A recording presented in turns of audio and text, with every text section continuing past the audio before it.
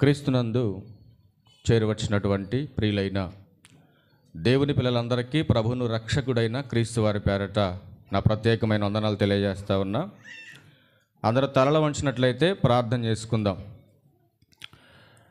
సకల ఆశీర్వాదాలకు కారణభూతుడు అయిన మా ప్రియ పరలోకపు కన్న తండ్రి, మీ ఘనమైన ఉన్నతమైన శ్రేష్టమైన నామానికి మీ ప్రియకుమారుడు మా అందరికీ లోకరక్షకుడైన క్రీస్తు వారి పేరట కృతజ్ఞతాస్తుతులు చెల్లిస్తూ ఉన్నాము నాయన. మా దేవ, ఎన్నో విలువైన సంగతులు తండ్రి నీ పిల్లలకు వివరించటానికి సిద్ధపడుతుండగా నా సొంత ఆలోచనతో కాకుండా, ఈ లోక జ్ఞానం చేత కాకుండా లేఖనానుసారంగా మాట్లాడడానికి మీ కృపతో జ్ఞానముతో నింపి నడిపించండి. నీ పిల్లలు కేవలము వినేవారుగా ఉండి తమను తాము మోసపుచ్చుకొనకుండా విత్తబడుతున్నటువంటి మాటలో ఉన్న సత్యాన్ని గ్రహించటానికి ప్రతి ఒక్కరికి కూడా మంచి జ్ఞానాన్ని అనుగ్రహించమని అడుగుచున్నాను. ఈ కూడిక ముగిసే వరకును కూడా తండ్రి, ఎలాంటి అల్లరను ఆటంకమును లేకుండా మీరే మా అందరికీ తోడుగా ఉండి ఆదరించి నడిపించమని, త్వరలో మా కొరకు రానై ఉన్న మా ప్రభువును మీ ప్రియకుమారుడైన క్రీస్తు యేసు వారి పరిశుద్ధమైన నామములో ఈ ప్రార్థన మనవలన్నీ కూడా అడిగి వేడుకొనుచున్నాము తండ్రి, ఆమేన్. క్రీస్తునందు ప్రియులైన దేవుని పిల్లలందరికీ మరొకసారి నా ప్రత్యేకమైన వందనాలు తెలియజేస్తూ ఉన్నా. మీ పిల్లల్ని మీ స్వాధీనంలో ఉంచుకోండి. దయచేసి డిస్టర్బెన్స్ చేయొద్దు. ఎవరో లేచి తిరగొద్దు. అందరూ పాతోళ్లే, కొత్త మొక్కలు ఏం కాదు. ఒకవేళ మీ శారీలు నలిగిపోతాయి అనుకుంటే ముందుగానే మీకు హెచ్చరించేది ఏంటంటే, మీ ఎదర ప్లేస్ ఉంటే ముందుకు జరగండి. ఒకవేళ ప్లేస్ ఇచ్చేవారికి కూడా మీరు డిస్టర్బెన్స్ లేకుండా చూసుకునే బాధ్యత మీద. ఎందుకంటే మీరు దేవుని మందిరంలో ఉన్నారు. మందిరానికి వచ్చినప్పుడు మన ప్రవర్తన చాలా జాగ్రత్తగా ఉండాలి. అది మనసులో పెట్టుకొని దేవుని వాక్యం మీరు వినాలి. ఒక అద్భుతమైనటువంటి విషయాన్ని దేవుని గ్రంథంలో నుంచి కొంచెం జాగ్రత్తగా మనం పరిశోధన చేసేటటువంటి పని చేద్దాం. నేడు యేసుక్రీస్తు వారి యొక్క పుట్టుక సందర్భంగా ఈ సమాజంలో ఒక సంతోషకరమైనటువంటి వాతావరణం మనకు కనపడుతూ ఉంది ఈ భూమి మీద. ఈ సంతోషకరమైనటువంటి ఈ సమయంలో ఒక అద్భుతమైనటువంటి విషయాన్ని దేవుని గ్రంథంలో నుంచి మనం పరిశోధనతో తెలుసుకుందాం. ఈ భూమి మీద క్రైస్తవుడుగా పిలువబడుతున్నటువంటి ప్రతి ఒక్కరూ ఏది చేసినా ఈ భూమి మీద వాక్యానుసారంగానే చేయాలి. అర్థమవుతుందన్న మాట మీకు? క్లారిటీగా ఉందా? క్లారిటీగా ఉండాలని మాట్లాడుతున్నా. ప్రతి క్రైస్తవుడు కూడా ఈ భూమి మీద ఏం చేసినా వాక్యానుసారంగానే చేయాలి. వాక్య విరుద్ధమైనది ఏది చేసినా అది పాపంగా పరిగణించబడుతుంది. అది దుష్టుని సంబంధమైనది. కాబట్టి ప్రతి క్రైస్తవుడు గమనించవలసినటువంటి ఆలోచనాత్మకమైనటువంటి ఒక అద్భుతమైన విషయాన్ని ఈరోజు మీతో పంచుకోవడానికి దేవుడు నాకు ఇచ్చిన ఈ గొప్పదైనటువంటి భాగ్యానికై దేవునికి కృతజ్ఞతాస్తుతులు చెల్లిస్తూ ఉన్నా. ఒక చిన్న టైటిల్తో మనం ముందుకెళ్ళే ప్రయత్నం చేద్దాం. సమాధానం కూడా మీరే చెప్పాలని నేను ఆశపడతా ఉన్నా. క్రిస్మస్ నీకు సంతోషమా, దేవునికి సంతోషమా? గట్టి చెప్పాలి మీరు. సంతోషం ఎవరికి? ఒక మాట చదువుకుందాం. గాబ్రియల్ దూత గొర్రెల కాపర దగ్గరికి వెళ్ళి ఒక సమాచారాన్ని చెప్తున్నాడు. ఆ సమాచార సువార్తను చదువుకొని ఒకసారి మరొకసారి మనం జ్ఞాపకం చేసుకుందాం ఈ పాటని. లూకాసు వార్త 2వ అధ్యాయం 10వ వచనం. లూకాసు వార్త 2వ అధ్యాయము 10వ వచనం. అయితే ఆ దూత, భయపడకుడి, ఇదిగో ప్రజలందరికీ కలుగబోవు మహాసంతోషకరమైన సువార్తమానము నేను మీకు తెలియజేయచున్నాను. జాగ్రత్తగా ఈ పాయింట్ని మనం అండర్లైన్ చేసుకుందాం. దూతొచ్చి గొర్రెల కాపర్లకు చెబుతుంది, ఒక సంతోషకరమైన సువర్తమానాన్ని మీకు తెలియజేస్తున్నాను. ఏంటా సువర్తమానం? దేని గురించి మాట్లాడుతుంది దూత? ఎక్కడ 11వ వచనంలో అంటుంది కదా, దావీదు పట్టణమందు నేడు రక్షకుడు మీ కొరకు పుట్టి ఉన్నాడు. నేడు రక్షకుడు ఎవరి కోసం పుట్టాడు? నా కొరకని చెప్పాలి నువ్వు. నేడు రక్షకుడు ఎవరి కోసం పుట్టాడు? నీ కోసం, నా కోసం పుట్టాడు. నీ కోసం, నా కోసం రక్షకుడుగా యేసుక్రీస్తు వారు ఎందుకు పుట్టాడు? క్రిస్మస్ పేరట నేను సంతోషించటానికి పుట్టాడా? నువ్వు సంతోషించడానికి పుట్టాడా? సంతోషపడవలసినటువంటి సందర్భాలు 2 ఉన్నాయి ఇక్కడ, మీరు గమనించాలి. అందులో మొదటిది దేహ సంబంధమైనటువంటి ఆలోచనలతో క్రీస్తును అడ్డు పెట్టుకొని సంతోషపడుతున్నటువంటి సంబరాలు వేరు. రెండవది సువార్తను ప్రకటించి ఏ రీతిగా ఈ సమాజాన్ని దేవుని వైపుకు మళ్లించబడినటువంటి ఆ వ్యక్తి ద్వారా పరలోకంలో ఎంత ఆనందం పడుతుందో, ఎంత ఆనందం కనపడుతుందో 2 సందర్భాలుగా మనం చూడాలి. అందుకే మాట్లాడుతున్న క్రిస్మస్ నీకు సంతోషమా, దేవునికి సంతోషమా? నీకు సంతోషం కోసం, నీ సంతోషం కోసమే నువ్వు చేస్తే, ఒక్కసారి అపోస్తుడైనటువంటి పౌలు గారు రోమ సంఘానికి పత్రిక రాస్తూ 8వ అధ్యాయం 8వ వచనంలో మాట్లాడుతున్నాడు. క్రిస్మస్ గినుక నువ్విలా చేస్తే, కాగా శరీర స్వభావం గలవారు దేవుణ్ణి సంతోషపరచలేరు. ఈ క్రిస్మస్ గినుక నువ్వు శరీర సంబంధంగా జరుపుకుంటున్నావా? శరీరానుసారుగా నువ్వు ప్రవర్తిస్తున్నావా? నువ్వు శరీర సంబంధమైనటువంటి వ్యక్తిగా నువ్వు బ్రతుకుతూ ఈ క్రిస్మస్ను కొనియాడుతూ ఉంటే నువ్వెప్పటికీ దేవుణ్ణి సంతోషపరచలేవు. కాబట్టి నువ్వేం చేస్తున్నా కూడా ఈ భూమి మీద అది వాక్యానుసారంగా ఉండాలి. వాక్యానుసారంగా ఉంటేనే దేవునికి ఇష్టం. అది నీకెంత కష్టమైనా దేవుని ఇష్టాన్ని నువ్వు నెరవేర్చాలి. దేవుని ఇష్టాన్ని నెరవేర్చలేనటువంటి ఇశ్రాయేలీల పరిస్థితిలోనికి మనం ఒకసారి చరిత్రలోకి వెళ్ళి చూడగలిగితే, ఇశ్రాయేలీలకు కూడా ఎన్నో హెచ్చరించాడు దేవుడు ప్రవక్తల ద్వారా. మీరు చేస్తుంది తప్పు, లోక సంబంధమైనటువంటి ఆచారంలోనికి మీరు వెళ్ళొద్దు, మనుషులు కల్పించినటువంటి పద్ధతుల్లోనికి మీరు వెళ్ళొద్దు, వాక్యాన్ని మీరు లోకంలోకి వెళ్ళొద్దని ఎన్నోసార్లు హెచ్చరించిన వాళ్ళు మాట్లాడుతున్నటువంటి తీరి నేటి సంఘాలలో లేకుండా లేదు. ఆనాడు వాళ్ళు ఏం మాట్లాడారో అదే భావజాలాలతో నేడున్నటువంటి సంఘస్థులు కూడా మాట్లాడుతున్నారు. మీరు చేస్తున్నటువంటి క్రిస్మస్ వాక్య విరుద్ధం అని హెచ్చరించినప్పుడు, మా ఇష్టం, మాకు నచ్చినట్టుగా చేస్తాం మేము చెప్పడానికి నువ్వెవరో మధ్యలో మాకు. ఆనాడు వాళ్ళలో కనబడినటువంటి పదజాలమే నేడున్నటువంటి సంఘాలలో మనకు కనపడుతూ ఉంది. ఒక్కసారి వాళ్ళలో ఉన్నదేంటో మనలో ఉన్నదేంటో ఒకసారి మనం చూడగలిగితే, ఇర్మియా గ్రంథం 18వ అధ్యాయం, ఇర్మియా గ్రంథం 18వ అధ్యాయం వచనం 12. అందుకు వారు అనగా ఇశ్రాయేలీలు, అందుకు వారు నీ మాట నిష్ప్రయోజనం, మేము మా ఆలోచన చొప్పున నడుచుకొందుము. ఇక్కడ ఇర్మియా గారు మాట్లాడుతున్నాడు, మీరు చేస్తున్నది తప్పురా నాయనా. దేవుని ఇష్ట ప్రకారంగానే చేయాలి. ఏం చేసినా మీ ఇష్ట ప్రకారం మీకు నచ్చినట్టుగా చేస్తే దేవుడు ఒప్పుకోడు. ఇది వాక్య విరుద్ధమైనటువంటి క్రియని హెచ్చరిస్తున్నప్పుడు వాళ్ళు అంటున్నారు కదా, నీ మాట నిష్ప్రయోజనం, నువ్వేం చెప్పినా మేము వినం. ఎందుకంటే వాళ్ళు అంటున్నారు కదా, మేమందరము మా మూర్ఖ హృదయము చొప్పున ప్రవర్తించుదుము, మేమెవడు చెప్పినా వినం. మా తాతల ముత్తాతల నుంచి వస్తున్నటువంటి వారసత్వంగా వస్తున్నటువంటి దౌర్భాగ్య పరిస్థితిని ఇప్పుడు నువ్వు విడిచిపెట్టమంటావేంటి? విడిచిపెడితే ఎలా అండి? మాకు సంతోషమేది, మాకు ఆనందమేది? ఒక పక్కేమో లోకమంతా సంతోషంలో ఉందని సంబరాల్లో ఉంటే, ఒక పక్కేమో దేవుడు సంతాపంతో బాధపడుతున్నాడు.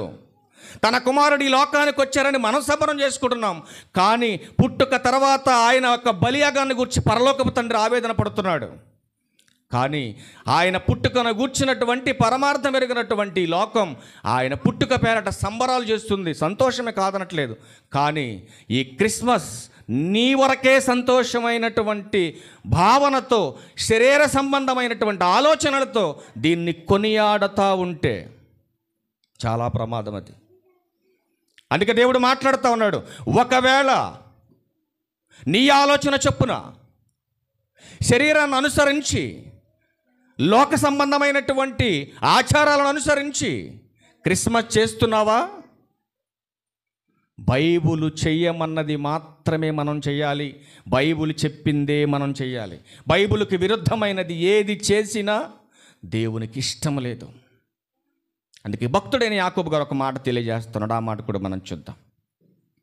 యాకోబు గారు రాసిన పత్రిక, చిన్నవారి దగ్గర నుంచి పెద్దవారి వరకు ఎంతటి వారైనా సరే ఏది చేసినా, యాకోబు గారు రాసిన పత్రిక 1వ అధ్యాయం 22వ వచనం, మీరు వినువారు మాత్రమయ్యుండి కేవలం వినటానికి మాత్రమే మీరు పరిమితమైపోయి మీకు నచ్చినట్టుగా చేసుకొని వెళ్ళిపోతే కుదరదు. మీరు వినువారు మాత్రమయ్యుండి మిమ్మును మీరు మోసపుచ్చుకొనకుండా వాక్య ప్రకారం నీ ప్రవర్తన ఉండాలి. అంటే మన ప్రవర్తన కానీ మన క్రియ కానీ వాక్య ప్రకారం లేకపోతే దేవునికి సంతోషం ఉండదా? ఉండదు కదండి. క్రిస్మస్ పేరట చేస్తున్నటువంటి వాటి వలన కొన్ని మాటలు చెప్తాను మీకు. ఈ ఏడు మాటల్లో దేవునికి సంతోషాన్ని పెట్టేది ఒక మాట ఉందని మీకు అనిపిస్తే మీ కుడి చేయి పైకెత్తండి. క్రిస్మస్ పండుగ అంటే ఇవేనా అనే చిన్న టైటిల్ వేసుకొని 7 మాటలు చెప్తా మీకు. రాసుకొని చక్కగా రాసుకునే అలవాటు ఉంటే. క్రిస్మస్ అంటే లైటింగ్స్ కాదు. క్రిస్మస్ అంటే కొత్త బట్టలు కూడా కాదు. క్రిస్మస్ అంటే స్టార్లు కాదు. క్రిస్మస్ అంటే డ్యాన్సులు కాదు. క్రిస్మస్ చెట్టు కాదు. క్రిస్మస్ నాటకాలు కాదు. క్రిస్మస్ అంటే భోజనాలు కాదు. కానీ మనోళ్ళంతా చేస్తుందేంటి?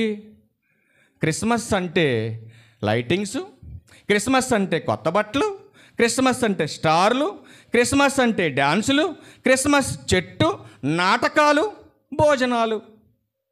ఇవన్నీ లేకుండా క్రిస్మస్ చేసి చూడండి. ఇదేం క్రిస్మస్ రా, నీ బొంద మీద క్రిస్మస్ అంటారు. ఇవన్నీ పెడితే ఇప్పుడు ఏమైపోయింది? క్రిస్మస్ అయిపోయిందని మీరు అనుకుంటున్నారు. వీటన్నిటికంటే ప్రాముఖ్యమైనది ఒకటి ఉంది. ఇవన్నీ లేకపోయినా ఆ ఒక్కటి ఉంటే క్రిస్మస్. ఇవన్నీ పెట్టి అదొక్కట లేకపోతే ఇది క్రిస్మస్ కానే కాదు. 7 పాయింట్లో దేవుని సంతోషపెట్టేది ఏమైనా కనపడిందా మీకు? లైటింగ్స్ పెట్టడం వల్ల దేవునికి సంతోషం లేదు. రెండవది, నువ్వు కొత్త బట్టలు కొనుక్కోవటం వల్ల దేవునికి సంతోషం లేదు క్రిస్మస్ వల్ల. మూడవది, పెద్ద స్టార్ పెట్టుకున్నంత మాత్రాన దేవునికి సంతోషం లేదు. నీ డ్యాన్సుల వల్ల ఆనాడు ఏ రోజు సంతోషపడ్డాడేమో కానీ, నువ్వు వేసే పిచ్చి డ్యాన్సుల వల్ల వీధిలో ఉన్నాడు నవ్వాడేమో కానీ, దేవుడు మాత్రం సంతోషపడ్డాడు నువ్వు వేసే ఈ పిచ్చి డ్యాన్సుల వల్ల. ఐదవది, క్రిస్మస్ చెట్టు. ఈ చెట్టు పెట్టుకోవడం వల్ల దేవునికి ఏమైనా సంతోషం ఉందా? ఆలోచించండి ఒక్కసారి. ఆరవది, నాటకాలు. ఎన్ని నాటకాలు తొట్టల బయట. చివరికి క్రైస్తవంలో కూడా చోటు చేసుకొని ఏమో మార్తమ్మ, ఆమె మరియమ్మ, ఈయన యేసోబు, ఆయన యేసు. ఎంతమంది నాటకాలు వేస్తారు? ఇంకా ఆలోచించండి. ఈ నాటకాల వలన దేవునికి సంతోషం లేదు. 7వ పాయింటే చక్కగా భోజనాలు. ఏమన్నా సంతోషం ఉందా దేవునికి? ఈ 7 పాయింట్ల వల్ల దేవునికి క్రిస్మస్ ద్వారా ఏమైనా సంతోషం ఉందా? చెప్పాలి మీరు సంగమా. ఉందా లేదా? ఉందంటే ఆపేద్దాం. ఇంకెందుకు గంట సేపు నుంచొని చెప్పడం మీకు. ఈ 7 వలన దేవుని సంతోషం ఉందంటే క్లోజ్ చేసేద్దాం. ఆమె నేను చెప్పేస్తే ఇప్పుడే. ఉందా లేదా? ఈ 7 నాకైతే ఎక్కడ కనపడలా. ఈ 7 దేవుణ్ణి సంతోషపెట్టే క్రిస్మస్ నాకు కనపడలేదండి. మీకు ఏమైనా కనపడి చేస్తాను మీకు కుడిచే మీ ఫోటో తీసుకొని మా యూట్యూబ్లో పెట్టుకుంటాను నేను మిమ్మల్ని. కనపడింది ఎవరికైనా? కనపడలా. మరి దేవుణ్ణి సంతోషపెట్టే క్రిస్మస్ మనం చెయ్యాలి. ఎలా చేద్దాం? ఐగుప్తు బానిసత్వంలో నుంచి ఇశ్రాయేలుని కానానుకు నడిపించాలని ఒక మహానాయకుడిని ఎన్నుకున్నాడు దేవుడు. ఎవరు ఆయన పేరు? మోషే గారు. ఏమండి, మోషే అంతటి వాణ్ణే దేవుడు చిన్న తప్పు వల్ల విడిచిపెట్టనటువంటి దేవుడు క్రిస్మస్ పేరట ఇంత పెద్ద తప్పు చేస్తున్నాం మనం. మరి మనల్ని విడిచిపెడతాడా? మీరు ఒక్కసారి ఆలోచించండి. ఏంటి మోషే గారు చేసిన తప్పు? ఏంటి మోషే గారు చేసిన తప్పు? ఒకసారి బైబిల్లో చూద్దాం. ఆజ్ఞ అతిక్రమించాడా? ఒకసారి చూద్దాం. సంఖ్యాకాండం, అందరికీ తెలియాలి కదా ఈ మాట కూడా. సంఖ్యాకాండం 20వ అధ్యాయం, సంఖ్యాకాండం 20వ అధ్యాయం 7-8 వచనాలు చూద్దాం. అంతటా యెహోవా మోషేకు ఇలాగూ సెలవిచ్చెను, నీవు నీ కర్ర తీసుకొని నీవును నీ సహోదరుడైన అహరోనును ఈ సమాజమును పోగు చేసి వారి కన్నుల ఎదుట, అండర్లైన్ చేసుకోండి అన్నమాట, ఆ బండతో మాట్లాడుము. చాలు నాన్న, 11 దగ్గరికి వెళ్ళిపో డైరెక్ట్గా. అప్పుడు మోషే తన చెయ్యి ఎత్తి 2 మారులు తన కర్రతో ఆ బండను కొట్టగా, అండర్లైన్ చేసుకోండి మాట. అక్కడేం చెప్పాడు దేవుడు? మాట్లాడమని చెప్పాడు. ఎక్కడేం జరిగింది? కొట్టాడు. అక్కడేమో మాట్లాడమని చెప్పాడు, ఇక్కడేమో మోషే గారు కొట్టాడు. ఏం జరిగిందో కింద 12వ వచనం దగ్గరికి వెళ్ళిపో డైరెక్ట్గా.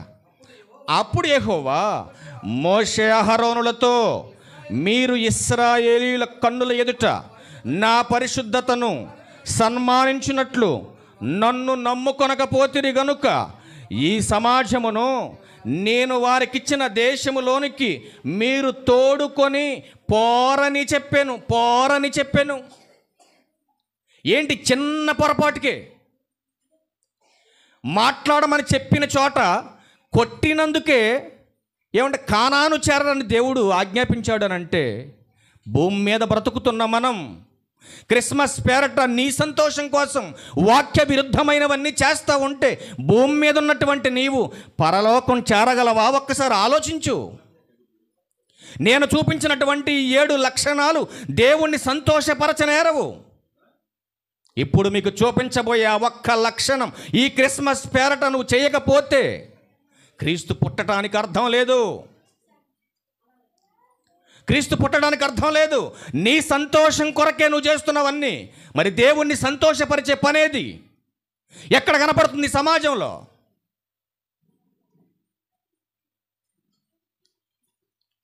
ఎక్కడ కనపడుతుంది సమాజంలో?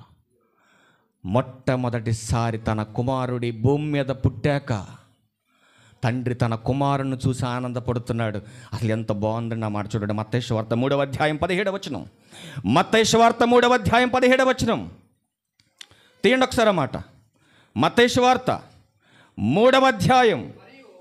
మరియు ఇదిగో ఈయనే నా ప్రియ కుమారుడు, ఈయన యందు నేను సంతోషపడుతున్నాను. ఏంటి యేసుక్రీస్తు వారిని చూస్తే అంత సంతోషం తండ్రికి?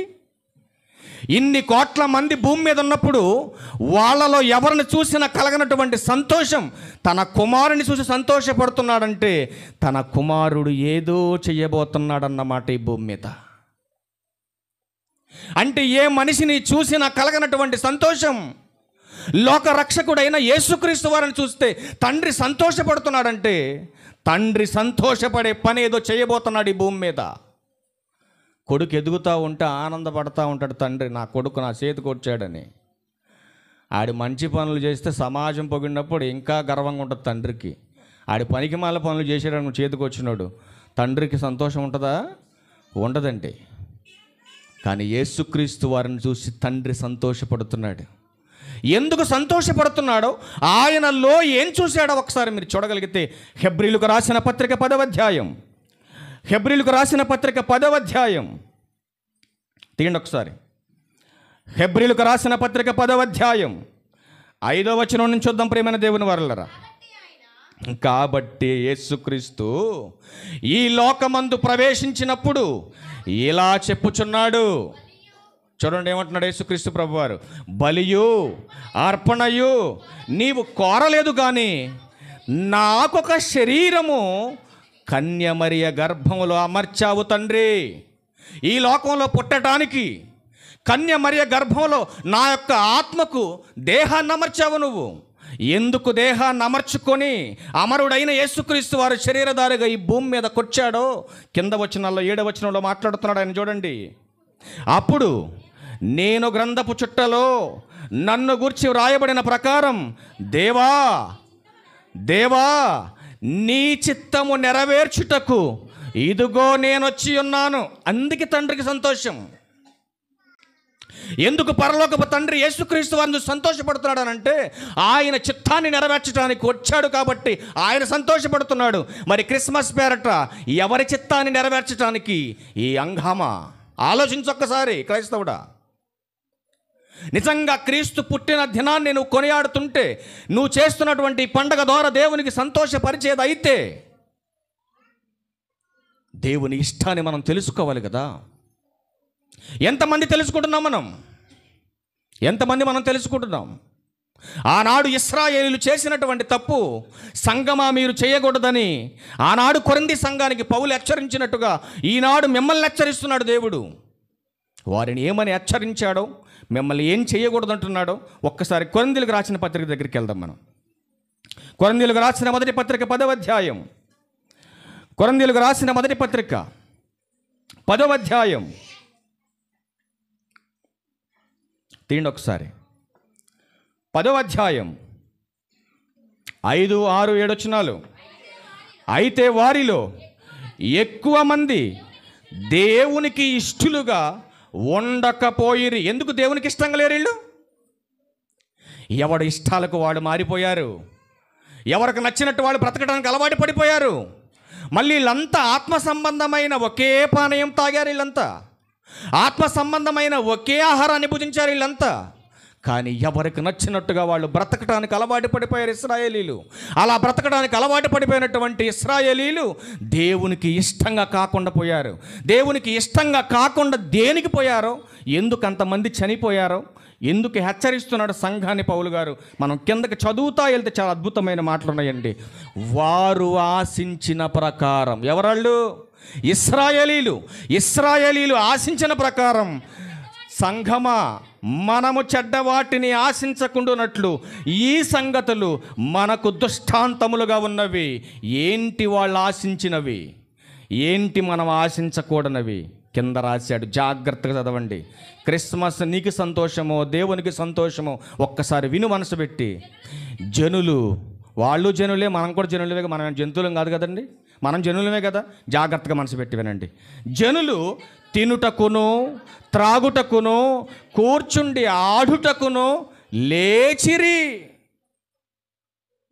ఈరోజు క్రిస్మస్లో కనపడుతున్నాయా లేదు? ఇవన్నీ కనపడుతున్నాయా లేదా? ఎదర స్కిట్టేస్తుంటే వెనకాల బీర్ బాటిల్ తాగుతుండే ఒకడు. ఏంట్రా చిన్న ఇదని అంటే, ఆ ఉండో ఇది పడకపోతే నాకు ఊపిరాదు అంటున్నాడు. అసలు నిన్నెవడేమన్నాడు రా స్కిట్? అసలు నిన్నెవడేమన్నాడు స్కిట్ బీరేసి? మా పాస్టర్ గారు ఏమన్నాడు అన్నాడు. ఎవరేమన్నాడు?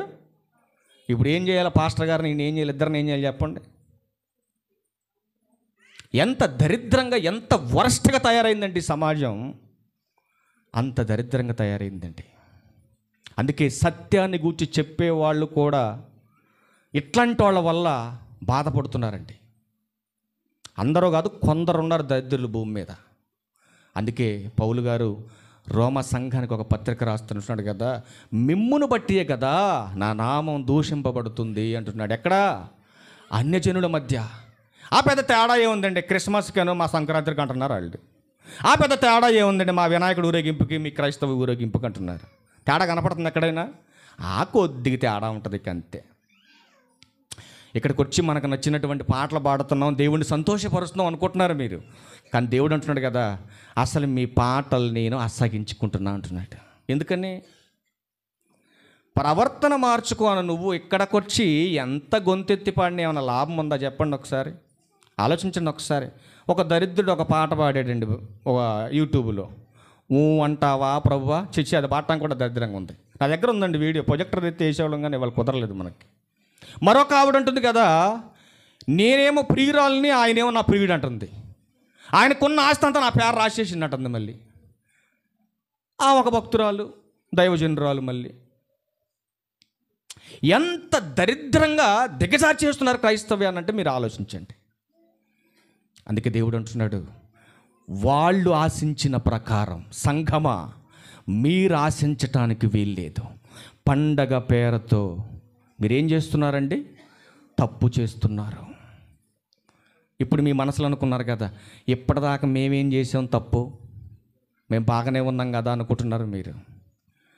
మీరు చేయవలసింది చేయకపోతే తప్పే. మరది ఇస్తరాకులు ఎన్ని లేచినాయి టేబుల్ మీద ఇవాళ? ఇస్తరాకులు ఎన్ని లేచినాయి టేబుల్ మీద? 200 లేచినాయి. ఏరి జనవరి మందిరంలో వర్షం వస్తుందండి, బయట నుంచి ఉంటే తడుసుద్ది అన్న బాధ కూడా లేదు కదండి. బయట షెడ్ కూడా వేసే ఉందిగా. ఏరి జనవరి అండి. అందుకే మరి మీకు చెప్పేది మాటలన్నీ. క్రిస్మస్ పేరుతో నువ్వు సంతోషపడుతున్నావే కానీ దేవుణ్ణి సంతోషపరిచే పని కాదు ఇది. పండుగ కాదు ఇది. అడ్డు పెట్టుకొని నువ్వు చేస్తున్నటువంటి కొన్ని పనులు చెబుతాను. నిజంగా నువ్వు విశ్వాసమైతే తలెత్తి చూడు, తల దించకుండా నీకోసం మాట్లాడుతాను ఇప్పుడు.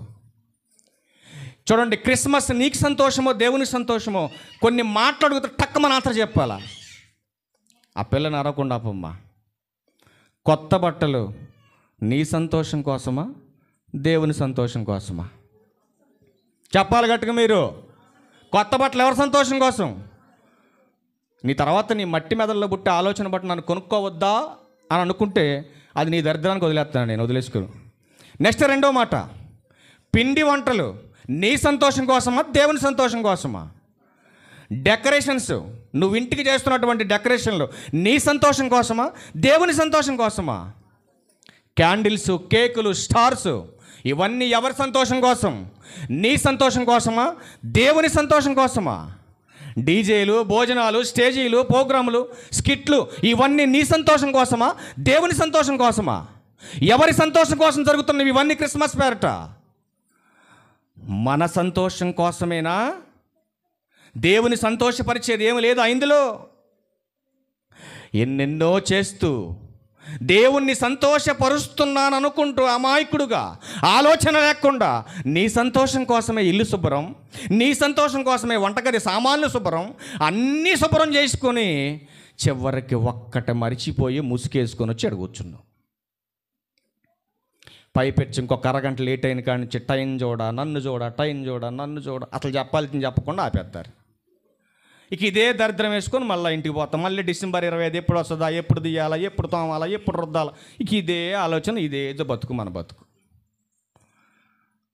బైబుల్ అంటుంది కదా, నాయనా ఇల్లు శుభ్రం కాదు, నీ ఒళ్ళు శుభ్రం కాదు.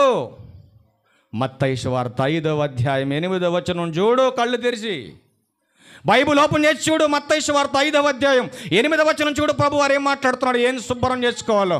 హృదయ శుద్ధి కావాలి. నిజమైన క్రిస్మస్ జరగాలంటే, ఈ హృదయ శుద్ధి జరగాలంటే ఈ సమాజానికి సువార్త చెప్పాలి. ఆ సువార్త చెబితేనే ఒక పాపి మారతాడు ఈ సమాజంలో. నువ్వు చేయవలసిన నిజమైనటువంటి పండుగ, ప్రతి క్రైస్తవుడు చేయవలసినటువంటి క్రిస్మస్.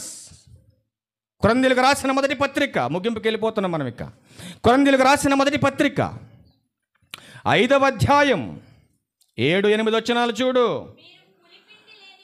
చూడండి ఆయన ఏం మాట్లాడుతున్నాడు. మీరు పులిపిండి లేని వారై క్రొత్త ముద్ద అవుటకై ఆ పాతదైన పులిపిండిని తీసివేసి, ఇంతేకాక క్రీస్తు అను మన పస్కా పశువు వధింపబడెను గనుక పాతదైన పులిపిండితోనైనను దుర్మార్గతయు దుష్టత్వమును పులిపిండితోనైనా కాకుండా నిష్కాపట్యమును సత్యమునను పులియని రొట్టెతో పండుగ ఆచరించాలి క్రైస్తవుడా. ఏం మాట్లాడుతున్నాడు పౌలు గారు ఇక్కడ? జాగ్రత్తగా మనం వినాలి. ఈ సమాజం అంతా పాపంతో పులిసిపోయింది. పులిసిపోతున్నటువంటి పాపంతో ఉన్న ఈ సమాజాన్ని మేల్కొల్పాలంటే ప్రతి ఆదివారమే కాదండి, ప్రతి సమయమున సువార్త ప్రకటన జరగాలి. ఈ పాపంతో పులిసిపోతున్నటువంటి సమాజాన్ని మేల్కొల్పాలంటే ఈ ఒక్క రోజు మనం మాట్లాడితే సరిపోదు. యేసుక్రీస్తు ప్రభువారు శిష్యులకు ఒక గొప్ప పని అప్పచెప్పాడండి. వాళ్ళు ప్రతి దినము క్రిస్మస్ చేశారు. వాళ్ళు అపోస్తులు ఏంటా క్రిస్మస్ అని మనం ఆలోచించగలిగితే, మార్కు సువార్త 16వ అధ్యాయం 15వ వచనంలో ఆయన మాట్లాడుతున్నాడు చూడండి. ఏమండి, సమాజం పాపంతో పులిసిపోతూ ఉంటే పండగ పేరుతో నీ దేహ సంబంధమైన సంతోషాల కోసం లైటింగ్స్ పెట్టుకొని డ్యాన్సులు వేస్తూ భోజనాలు చేసుకొని నాటకాలు స్కిట్లు వేసుకుంటూ వెళ్ళిపోతే సమయం అంతా వ్యర్థపరుచుకుంటూ ఉంటే పులిసిపోతున్నటువంటి ఈ సమాజాన్ని ఎవడండి కాపాడేది? ఆలోచించండి ఒకసారి. అందుకే మార్కు సువార్త 16వ అధ్యాయం 15వ వచనంలో ఆయన మాట్లాడుతున్నాడు చూడండి. మరియు మీరు సర్వలోకమునకు వెళ్ళి సర్వ సృష్టికి సువార్త ప్రకటించండి. దేనికోసమయ్యా సువార్త ప్రకటించాలి? దేనికోసం సర్వలోకానికి వెళ్ళి సువార్తను ప్రకటించాలి? స్కిట్లేస్తే పాపి మారడు, నువ్వేసే డాన్సుల వల్ల పాపి మారడు, ఇంకా 100 టిక్కీలు వండి 100లాది మందికి నువ్వు కూడిపెట్టిన పాపి మారడు. ఒక పాపి మారాలంటే క్రిస్మస్ పేరట సువార్త ప్రకటించాలి. సువార్త ప్రకటిస్తేనే పాపి మారతాడా? అదే కదండి బైబిల్ చెబుతుంది. ఒక పాపి మారాలంటే సువార్త ప్రకటించాలి. సువార్త కాకుండా క్రిస్మస్ పేరట నువ్వేం చేసినా పాపి మారడు. పాపిని మార్చే సువార్తను ప్రకటిస్తే ఆ పాపి మారితే ఎక్కడో సంతోషం బైబిల్ మాట్లాడుతూ ఉంది. ఇక్కడ కాదండి సంతోషం, ఎక్కడో సంతోషం అని బైబిల్ మాట్లాడుతూ ఉంది. ఆ సంతోషం ఎక్కడో బైబిల్లో చూద్దాం. లూకాసువార్త 15వ అధ్యాయం, లూకాసువార్త 15వ అధ్యాయం 7వ వచనం. అటువలే మారు మనస్సు అక్కరలేని 99 మంది నీతిమంతుల విషయమై కలుగు సంతోషము కంటే మారు మనస్సు పొందు ఒక్క పాపి విషయమై పరలోకమందు ఎక్కువ సంతోషము కలుగును. ఇది నిజమైన క్రిస్మస్. ఇదండి క్రిస్మస్ అంటే. నిజంగా ఈ క్రిస్మస్ ద్వారా దేవుణ్ణి సంతోషపరచాలని నువ్వు అనుకుంటే ఈ సమాజానికి నువ్వు చెప్పవలసింది సువార్త. దేనికి సువార్త అంటే, ఒక పాపి మారాలంటే సువార్త చెప్పాలి. సువార్త చెబితేనే పాపి మారతాడు. ఆ పాపి మారితేనే పరలోకంలో తండ్రికి సంతోషం. సువార్త చెప్పకుండా సమయాన్ని వ్యర్థం చేస్తే, పాపి మారకుండా మరణిస్తే తండ్రికి సంతోషమా? మీరు ఆలోచించండి ఒకసారి. అందుకే దేవుడు అంటున్నాడు, ఒకసారి ఆ మాట కూడా చూద్దాం. యెహెజ్కేలు గ్రంథం. ఒక పాపి తన పాపంలోనే మరణిస్తే నాకు సంతోషం లేదు. నా కొడుకు పుట్టాడని మీరు సంతోషంతో సంబరాలు చేస్తున్నారే, దాని వలన ఒరిగేది ఏమీ లేదు నాకు. కానీ నా కొడుకు చెప్పినటువంటి పని, నా కొడుకు చూపించిన మాదిరి, తన ఉంచిన అడుగుజాడల్లో మీరు నడుచుకున్నప్పుడు, ఒక పాపి కోసం పని చేసినప్పుడు ఆ పాపి మారితే నాకు సంతోషం, మారకుండా వాడు చనిపోతే ఏంటయ్యా నాకు సంతోషం? మీరు ఆలోచించనట్టున్నాడు దేవుడు. అందుకని యెహెజ్కేలు గ్రంథం 18వ అధ్యాయం, యెహెజ్కేలు గ్రంథం 18వ అధ్యాయం 23వ వచనం చూడండి. దుష్టుడు మరణము నొందుట చేత నాకేమాత్రమైన సంతోషం కలుగునా? దేవుడు అడుగుతున్నాడండి. సంతోషంలో సమాజం ఉంది, కానీ దేవుడు సంతాపంలో, ఆవేదనలో, దుఃఖంలో ఉన్నాడు దేవుడు. ఎందుకంటే ఈ సమాజం పులిసిపోయింది పాపంతో. పులిసిపోయినటువంటి పాపంతో నిండినటువంటి సమాజాన్ని మేలుకొల్పాలంటే సంగమ, సత్యానికి స్తంభంగా, ఆధారంగా నువ్వే ఉండాలి. కానీ ఏం చేస్తుంది ఈ రోజున క్రైస్తవ్యం? అందుకే దేవుడు అంటున్నాడు, దుష్టుడు మరణము నొందుట నాకేమైనా సంతోషమా? సంతోషం లేదండి. అందుకేమన్నా చూడండి, వారు తమ ప్రవర్తనను దిద్దుకొని బ్రతుకుటయే నాకు సంతోషం. ఒక పాపి తన ప్రవర్తన మార్చుకోవాలంటే నేను చెప్పిన 7 పాయింట్లు వాడికి సరిపోవండి. ఒక పాపి తన ప్రవర్తన మార్చుకోవాలంటే నువ్వు లైటింగ్ పెడితే వాడు మారడు, కొత్త బట్టలు కొంటే మారడు, స్టార్స్ పెడితే మారడు, డ్యాన్సులు వేస్తే మారడు, క్రిస్మస్ సెట్ పెడితే మారడు, నాటకాలు వేస్తే మారడు, భోజనాలు పెడితే మారడు.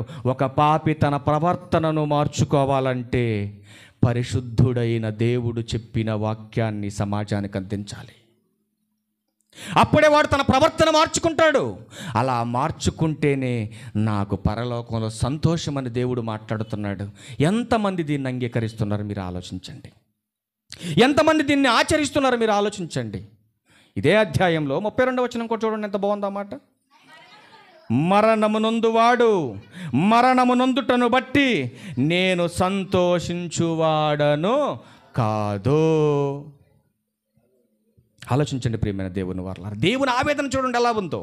ఒక పాపి తన పాపంలోనే మరణిస్తే నాకు సంతోషం లేదురయ్యా, మీరు ఆలోచించండి అంటున్నాడు దేవుడు. మరి ఏం చేయాలి? పాపిని మార్చాలి. పాపిని మార్చాలంటే పరిశుద్ధుడైన దేవుని మాటలు ఈ సమాజానికి చెప్పాలి. ఎక్కడ కనపడుతుంది ఈ సమాజంలో? ఎన్నో ప్రోగ్రామ్స్ చేస్తున్నారు బయట, ఎక్కడికి వెళ్ళి చూసినా వాక్యానికి మాత్రం చోటు కనపడట్లేదండి. సెమీ క్రిస్మస్ పేరట చేసే వాళ్ళ దగ్గర కనపడుతుందా? నేను ఒక వీడియో తెద్దామని ఒక ప్రోగ్రాం దగ్గరికి వెళ్తే నన్ను చూడంగానే అనుకున్నారు వాళ్ళు, ఈయన వచ్చిందంటే ఏదో ఒకటి తెస్తాడు, ఈయన ఇక్కడ ఉంచకూడదని చెప్పేసి ఇంటికి పోమన్నారు నన్ను. అయినా నేను పిచ్చోడిని ఏంటి, ముందే వీడియో జాయిన్ చేసుకుని జైల్లో పెట్టుకుని పోయా. సగం రికార్డ్ చేసుకున్న తర్వాత వెనక్కి వచ్చేసాను. ఏం చేస్తాం, ఇంకా తప్పదు. ఇక మనం మంచి చెప్పిన వినరు. మనం ఏం చెప్పామనుకోండి, ఈయన బాగా తప్పు ఏనే తప్పు అంటున్నారు. మరి ఇంకేం చేద్దాం మనం? ఆలోచించండి. ప్రభువారినే దయ్యం పట్టింది అన్నారు, మనం ఎంత ఆఫ్టర్ ఆల్ పనిలో. అందుకే ఇక్కడ అంటున్నాడు, కావున మీరు మనసు తిప్పుకొనుడి, అప్పుడు మీరు బ్రతుకుదురు, ఇదే ప్రభువగు యెహోవా వాక్కు. ఆలోచించండి ప్రియమైన దేవుని వారలారా, ఈ సువార్త పని కేవలం క్రిస్మస్ రోజు మాత్రమేనా పంచేది సువార్త? ఆలోచించండి. ఇప్పుడు దాకా సువార్త చెప్పాలన్నాను కదా నేను. ఈ సువార్త పని క్రిస్మస్ రోజు ఒక్కరోజు చెప్తే సరిపోద్దా? నిజమైన క్రిస్మస్ చేయాలని మాకు సంతోషంగా ఉందన్నోళ్ళు మీ కుడి చేయి పైకెత్తండి. నిజమైన క్రిస్మస్ అంటే ఇప్పుడు అది చేసింది డూప్లికేట్ అనుకుంటే అది కాదు నేను చెప్పేది. వాళ్ళు అలా వెళ్ళిపోకండి మీరు. నిజమైన క్రిస్మస్ అంటే ఒక పాపిని మనం మార్చటమే నిజమైన క్రిస్మస్. దూత ఏం చెప్పింది అక్కడికి వచ్చి గొర్రెల కాపరితో? ఏం చెప్పిందమ్మా? దావీదు పట్టణమందు నేడు రక్షకుడు మీ కొరకు పుట్టాడు, ఇదే సంతోషకరమైన సువార్త. సంతోషమా కాదా? సంతోషమే. కాబట్టి ప్రియమైన దేవుని వారలారా, ఇంకా శాశ్వతమైన సంతోషాన్ని కావాలంటే, నిజమైన క్రిస్మస్ చేసేటటువంటి వ్యక్తిగా ఈ భూమి మీద క్రీస్తు సైనికుడుగా నువ్వు ఉండగోరితే ఒక అద్భుతమైన మాట చూసుకుని మనం క్లోజ్ చేద్దాం. తిమోతి గారికి రాసినటువంటి 2వ పత్రిక, అపోస్తుడైన పౌలు గారు తిమోతి గారికి రాసినటువంటి 2వ పత్రిక చూద్దాం ఒకసారి. 4వ అధ్యాయము 2 నుంచి 2 మాటలు చూద్దాం. చూడండి, ఏం ప్రకటించాలంటే అండి, వాక్యమును ప్రకటించుము, సమయమందును అసమయమందును ప్రయాసపడము. దేనికోసం ప్రయాసపడాలి? దేనికోసం ప్రయాసపడమంటున్నాడు పౌలు గారు? వాక్యాన్ని ప్రకటించటానికి ప్రయాసపడు. 30 రోజులకు ముందే పేపర్ మీద స్కిట్లు రాసుకొని ప్రయాసపడమాక. నాటకాలు వేయటానికి, ప్రోగ్రామ్స్ వేయటానికి నెలల తరబడి మీరు సమయం వేస్ట్ చేసుకోవద్దు. దానివల్ల ఒరిగేది ఏమీ లేదు దేవునికి. మరి ప్రతి సమయంలో క్రైస్తవుడుగా నువ్వు చేయవలసినటువంటి పనేంటో జ్ఞాపకం చేస్తున్నాడు ఆయన. ఏ సమయాల్లో? వాక్యమును ప్రకటించుము. అంటే వాక్యమే చెప్పమన్నాడు, ఇంకేమైనా చెప్పమన్నాడా? వాక్యమేని చెప్పమంది, ఇంకేమైనా చెప్పమన్నాడా? ఏం చెప్పినా పాప మారతాడా? ఏం చెప్పినా మారడు. మారతాడా? మారడు. అందుకే వాక్యమే చెప్పాలి పాపకి. అవునంటారా కాదంటారా? ఏ రోగం వస్తే ఆ రోగానికి ఆ మందే ఇవ్వాలి. ఏదేదో పిచ్చి పిచ్చి మందులను వేస్తానంటే రోగం తగ్గదు. జబ్బు ముదిరితే నువ్వు వెళ్ళిపోతావు. అవునా కాదు? ఒక పాపిని మార్చాలంటే ఏం చేయాలి? వాక్యాన్ని చెప్పాలి, సువార్త చెప్పాలి. ఎప్పుడెప్పుడు చెప్పాలి? చదువుకుందాం అలా మాట కూడా. సమయమందును అసమయమందును ప్రయాసపడు. ఎప్పుడెప్పుడు చెప్పాలంటే క్లారిటీగా ఒక మాట చెప్పండి, ఆపేద్దాం. ఇక అసలు వాక్యం చెప్పడానికి సమయం ఉందా? 24 గంటలు పాపి కోసం ప్రయాసపడాలి. యేసుక్రీస్తు ప్రభువారు ఈ భూమి మీదకి వచ్చినప్పుడు మహానుభావుడు ఎంత సుఖపడ్డాడు ఒకసారి ఒక మాట చూద్దాం. మళ్ళీ వద్దాం ఒకసారి అడిగొద్దాం. హెబ్రీలకు రాసిన పత్రిక 5వ అధ్యాయం 7వ వచనం. ఎంత సుఖపడ్డాడో మీరు చూడాలి, మీ కళ్ళు పెట్టి దాంట్లో చదువుండమ్మా. శరీరధారి అయ్యున్న దినములలో అదేంటండి ఇప్పుడు నేను సంతోషం అంటే రోదన కనపడింది ఏంటి అక్కడ? ఎవరి కోసం ఈ రోదన? ఇదేంటి మనం సంతోషంగా పాటలు పాడాం ఇప్పుడు దాకా, మరి రోదన కనపడింది ఏంటి మనకు? ప్రభు వారి జీవితం చూడండి ఎలా ఉందో. శరీరధారి అయ్యున్న దినములలో మహారోధనముతోనూ కన్నీళ్లతోనూ తన్ను మరణము నుండి రక్షింపగలవానికి ప్రార్థనలను యాచనలను సమర్పించి భయభక్తులు కలిగి ఉన్నందున ఆయన అంగీకరింపబడెను. సాక్షాత్తు దేవుని కుమారుడైన యేసుక్రీస్తు ప్రభువారు ఇదంతా చేస్తేనే అంగీకరింపబడ్డాడు. మరి నువ్వేం చేయకుండా పరలోకం వెళ్ళిపోతావా? ఇప్పుడు ఇక్కడ కూర్చోవడానికి ఇవ్వడానికి చోటు ఇవ్వకపోతే అలిగి వెళ్ళిపోతావు నువ్వు, అవునా కాదా? ఇక్కడ ఎవరైనా కూర్చోవడానికి నీ ప్లేస్ ఇవ్వలేదు అనుకోండి, వెళ్ళిపోతావు, అలిగి వెళ్ళిపోతావు. మరి నా ప్రభు పుట్టినప్పుడు ఏ ఒక్క మనిషి కూడా చోటు ఇవ్వలేదు. ఇచ్చారండి? వాళ్ళు ఇవ్వలేదు, వాళ్ళు దుర్మార్గులు, వదిలేసేయండి వాళ్ళని. ఇప్పుడు ప్రభువుకి నీ హృదయంలో చోటు ఇచ్చావా? ఒక్కసారి ఆలోచించు మనసు పెట్టి. ఇప్పుడు వాళ్ళ దుర్మార్గులా, మీరు దుర్మార్గులా? ఇస్కరియోతు యోధ యేసుక్రీస్తు వారిని అమ్ముకున్నాడు. నువ్వు నమ్ముకున్నావా? నిజంగా నమ్ముకున్నా గుండె మీద చేసుకుని చెప్పు. నువ్వు నిజంగా నమ్ముకోకపోతే నువ్వు కూడా అమ్ముకున్నట్టు ఆయన్ని. ఇస్కరియోతు యోధ లిస్టులోకి వెళ్ళిపోవాల్సిందే నువ్వు కూడా. అందుకే క్రిస్మస్ నీకు సంతోషంగా నువ్వు చేసుకుంటే ఉపయోగం లేదు నీకు. మరి ఎవరికి సంతోషంగా చేయాలి? దేవునికి సంతోషకరంగా చేయాలి. దేవునికి సంతోషకరంగా చేయాలంటే నీ బ్రతుకు దేవునికి నచ్చినట్టుగా మలుచుకోవాలి. అందుకే ఎట్లా సువార్తను ప్రకటించాలో మరలా ఇక్కడ ఒక మాట చదువుకొని మనం క్లోజ్ చేసుకొని వెళ్ళిపోదాం. ప్రియమైన దేవుని వల్ల తిమోతి గారికి రాసిన 2వ పత్రిక 4వ అధ్యాయం చూడండి ఒకసారి. 4వ అధ్యాయము 2 నుంచి 4 వరకు వెళ్దాం. వాక్యమును ప్రకటించుము, సమయమందును అసమయమందును ప్రయాసపడుము, సంపూర్ణమైన దీర్ఘశాంతముతో ఉపదేశించుచు ఖండించుచు గద్దించుచు బుద్ధి చెప్పు తిమోతి. ఎవడైనా వాక్య విరుద్ధంగా దేహ సంబంధమైనవి లోక ఆచార సంబంధమైనవి ఏమైనా సంఘంలోకి తీసుకొచ్చి ఏమైనా అలజడి చేస్తున్నాడా, వాక్యానికి భిన్నమైనటువంటి బోధ ఎవడన్నా చేస్తున్నాడా, వాడిని హెచ్చరించు, గద్దించు, వీలైతే ఖండించాడిని. ఇంటే ఒకసారి చెప్పు, వినకపోతే గద్దించి వదిలేయి.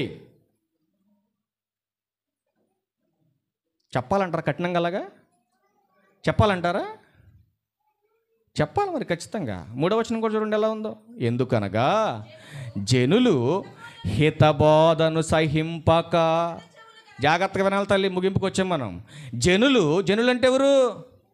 జనులంటే ఎవరమ్మా? మనమే సంఘం. జనులంటే మనమేనండి.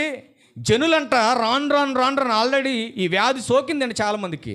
ఒకవేళ మనకు కూడా ఏమైనా సోకుద్దని ముందుగానే మందు వేస్తున్నాం. మీకు జాగ్రత్తగా ఎలక్ట్ అవ్వండి. మీరు కరోనా వస్తుందని చెప్పినప్పుడు ఎంత జాగ్రత్తగా ఉన్నాం మనం, అంతకంటే భయంకరమైనటువంటి జాగ్రత్త మనం తీసుకోవాలి. జనులు హితబోధను సహించక, హితబోధ అంటే ఆరోగ్యకరమైనది. తినే విషయంలో ఎంత జాగ్రత్త తీసుకుంటామండి మనం. ఏది పడితే అది పశువు తిన్నట్టు గడ్డి తింటాం మనం, తినం కదా. తినేటప్పుడు చాలా ఆచి చూసుకొని తింటాం మనం, అవునా కాదా? తినే విషయంలోనే అంత జాగ్రత్త తీసుకునే నువ్వు ఒకవేళ అజాగ్రత్తగా తిన్నా రేపటి దినాన బాహిర్భూములు అది వెళ్ళిపోద్ది. పెద్ద ప్రమాదం ఏం కాదు దాని గురించి. కానీ వినే విషయం ముందు చూశారు వాక్యం. మీరు వినువారు మాత్రమై ఉంటే, మీరు కేవలం వినేవారుగానే ఉంటే మిమ్మును మీరే మోసపోతారన్నాడా, లేదా మీ పక్కింటోడు మోసం చేస్తారన్నాడా? ఎవరు మోసం చేస్తారు మిమ్మల్ని? ఈ విషయంలో మాత్రం మిమ్మల్ని ఎవ్వడూ మోసం చేయడు, మిమ్మల్ని మీరే మోసపుచ్చుకుంటున్నారు. అందుకే అంటున్నాడు, జనులు హితబోధను సహింపక దురద చెవులు గలవారై తమ స్వకీయ దురాశలకు అనుకూలమైన బోధకులను తమ కొరకు పోగు చేసుకొని, అంటే పోయే కాలం దగ్గరకు వచ్చినప్పుడు జరుగుతుంది ఇదంతా. ఒక మాటలో చెప్పాలంటే ఏ చెవులు? ఇది దురద చెవులు. అంటే ఈ చెబితే నచ్చదండి.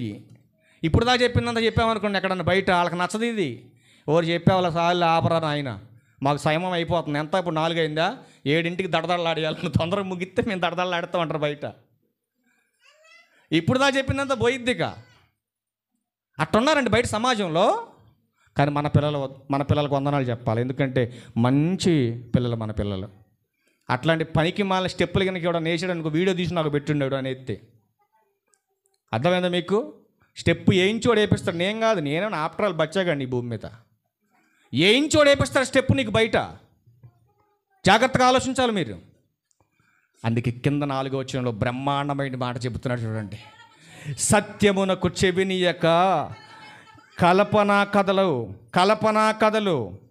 చూడండి, కల్పనా కథల వైపు తిరుగు కాలము వచ్చును. కాబట్టి సంఘమా జాగ్రత్త ఉండమని చెప్తున్నాడు దేవుడు. ఒకవేళ మనం చేసేటటువంటి పని మన సంతోషం కోసమే అయితే నువ్వు చేసిందంతా వ్యర్థం. కాబట్టి క్రిస్మస్ ద్వారా మనం చేయవలసిందల్లా ఒక్కటే, పాడైపోతున్న ఈ సమాజానికి సువార్తను ప్రకటించాలి. సువార్తను ప్రకటించే భారాన్ని ఎవరికి అప్పచెప్పాడు? మొట్టమొదటిగా శిష్యులకు అప్పచెప్పాడు దేవుడు. ఆ తర్వాత సంఘానికి అప్పచెప్పాడు. సంఘమా కేవలం సేవకుడిది ఒక్కడిదే కాదు ఈ బాధ్యత, సంఘమంతటిది బాధ్యత. అందుకే సంఘము ఈ సమాజంలో దేనికి ఆధారంగా ఉండాలి? సత్యానికి ఆధారంగా ఉండాలి. మరొక దానికి కాదు, చెత్తక కాదు, సత్యానికి ఆధారంగా ఉండాలి సంఘం. అలా ఉంటేనే దేవుడు సంతోషపడతాడు. ఒక పాపిని మార్చలేనటువంటి ఏ పనైనా, వాక్య విరుద్ధమైనటువంటి ఏ కార్యక్రమమైనా దేవుడు సంతోషపడడు. ఏ పాపి మారడు. ఒక పాపి మారాలంటే సువార్త ఈ సమాజానికి అందించాలి. నిజమైన క్రిస్మస్ నువ్వు చేయాలని ఆనందపడితే ప్రతిదినము దేవుని సువార్తని సమాజానికి అప్పచెప్పు. క్రీస్తును గూర్చిన వాడి దగ్గరికి వెళ్ళి మరలా వెళ్ళిపోయి, మొన్న ఒక ఆయన 10 మందిని తీసుకొచ్చి యేసుక్రీస్తు నేడు పుట్టిన హల్లెలూయా అన్నాడు. నాకెందుకు చెప్పటం? నేనే 10 మంది చెబుతాను. నా దగ్గరికి వచ్చి చెప్పటం ఎందుకు? మళ్ళీ ఈ మాట అంటే బాధపడతానని నేనేం మాట్లాడలా.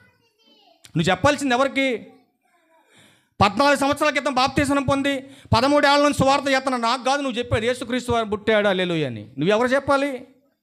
ఈ సమాజంలో క్రీస్తును గూర్చి తెలియని వాడికి చెప్పెళ్ళి ఈ సమాజానికి చెప్పు. ఈ సమాజంలోకి వెళ్ళు.